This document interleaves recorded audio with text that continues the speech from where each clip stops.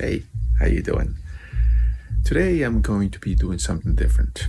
I am going to be launching a new series that I made with my buddy Sid McKee, and we call it Single Fathers Thrive. This is obviously directed to all you single fathers out there. So if you find yourself in the same ballpark, which I believe you do, because in this society there's plenty of us, this is for you. Enjoy. Yellow. Hey, what's up? We are here. We are near. Welcome to the first episode of Single Father Thrive. It's gonna go down.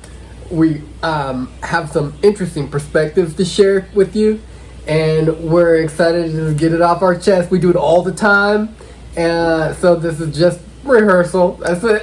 We just needed a camera in front of us. We needed a camera first, and what a pleasure it is to, do it right here in person. We're not on Zoom. I mean, that's big. We have human connection, and I can live. Yeah, exactly. It feels real to me. By the way, I'm Pancho Cardeña, and this guy's Sidney McKee. Yep, I'm the green pastures by the river. and I'm Milica Luce, running water. Running water. All right, so let's just jump it off. Like, what are we know the main subject we're going to talk about today. Well, yeah, I mean, since this is Single Fathers Thrive, and this is all about single fathers, and for you out there that are a single father, or find yourself in the situation where now you're living alone, we're here for you. This is basically what we're trying to do here, is just give you guys a voice, or give you guys some validation for what you're going through by sharing what we have been going through, and we'll take it from there and let's see how this grows. Exactly. Okay. Well, I think for me, a lot of growth and development sparked and happened, not so much actually like the divorce per se, like the writing of the papers and stuff like that, but it happened once I realized that there was a disconnect, and the love that was in the past had now changed, and it had transmuted into something different. Yeah, see, this is why we have to have the camera in front of us, because we had this conversation so many times, and I keep saying to him, I don't think men and women are meant to be married. Like legally married, like together, great. Like Goldie Hawn and Kurt Russell, they've been together for decades, and they never gotten married. And they're still going, and they look very happily together. Yeah, it's interesting. That's a great point. And I think that once you start to get into the legalities of it all, it just kind of kills the romance, kills everything. Yeah, and it's also, I think it's a big part of it is societal, or as like in the Carl Jung society, they'll talk about the unconscious collective. Those are tough things to battle against. I mean, if you're not locked in as a human, and it's hard to be locked in when you are dealing with the day-to-day, pickups, drop-offs, the showers. That's a huge thing. Grooming of the hair, like brushing the hair. My daughter's got like so many ringlets and curls, and she's got like the amount of hair, like She had a lot of hair. Yeah, a lot of hair. Definitely. I can get 2 braids out of the hair I have. She has to have like 4 or 6 of them. Yeah, she's got a lot of braids. No, but that's really important that you mentioned that, because we're speaking about all of that, the responsibilities that the couple undertakes individually. Now we're in the age where fathers are getting much involved in all facets of raising children. Like, for instance, this guy brushing his little girl's hair, I myself was able to do that as well. And because my ex was such a brute that she used to hurt them, because she was pulling her hair, and I was raised in a hair salon, basically, So I was like, oh, I'm like, just let me do it.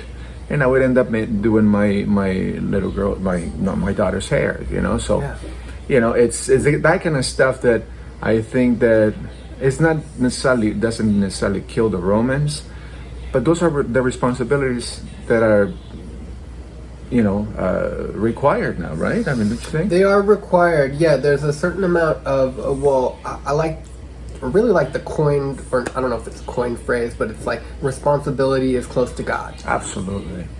And you also have to have the shadow side of it. We already talked about that many times too. So you have to figure out how to integrate that in a healthy way. Because if you don't, it's gonna come out in a toxic way. Mm-hmm. And I know one of the big things is the toxicity happened really consistently, and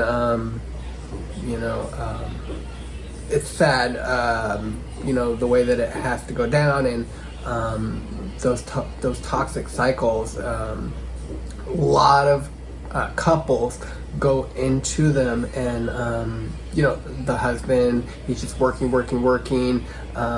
just trying to put food on the table, and so by the time he gets home, he's not taking care of himself, in the right way, so he can be there present for his children and give them what they are craving and also what they need, which can be tricky. We can talk about that maybe in another podcast, but just how much that's the dad vortex, how much actual real meaningful connectivity, where you're really giving your child some coaching or some proper parenting techniques.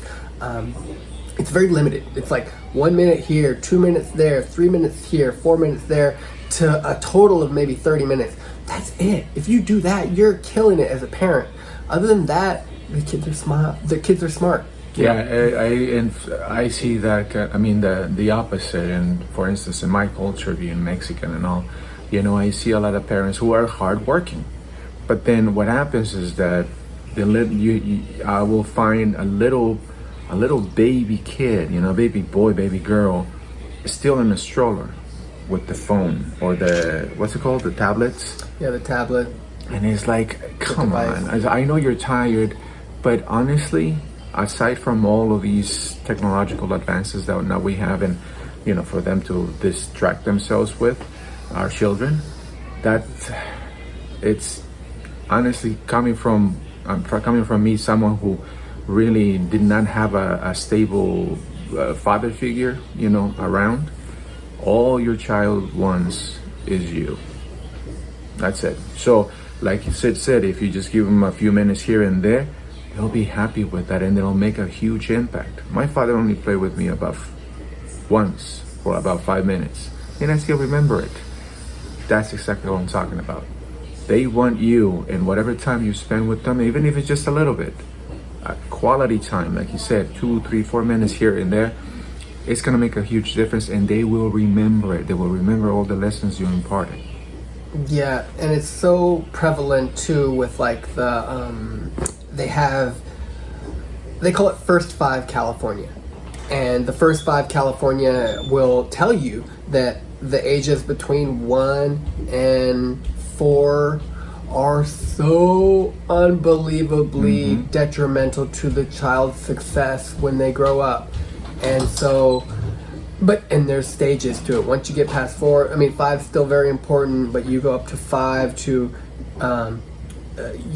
just a few years, and the child is just rapidly changing. But those first 4 to 5 years are so important for boundary testing, for being able to fall and hurt themselves and learn and grow. And then when you're on the tablet and you're going for that next little dopamine hit, it's not adding any value during those years. So I know I wanted to say something about just being very conscientious and very cautious about having screens in front of your kids, but before, like when they're 5 or before, because they are highly addictive, and they are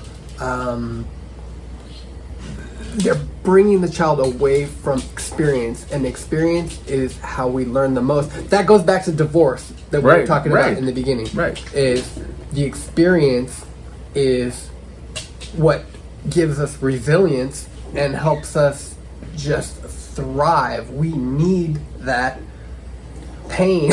Pain is, I hate to say it, but I mean, I know, because I know how you feel about it. Go ahead, say a little something, because I'm well. What I was gonna say is that, again, being single fathers, again, the problem is that you don't get to see your children as often. So now you have the input of the great grandparents on the other side, from the mom, or in this case, and they could be saying stuff. They could be kind of throwing a monkey wrench on your whole, method here of, making sure that your child is receiving the right lessons and the right education. So that's a good point. It kind of it makes it even tougher. But that's why it's so important that whatever time you have with your child, that they don't spend it, in front of a screen. That you want to make sure that every interaction you have with your child is full of lessons, full of love, full of understanding, because you have to listen to them as well. So it's I know it's tough, but it's like I mentioned to you before, earlier, that it'll make a difference. They will remember it. And that's the change you want to make.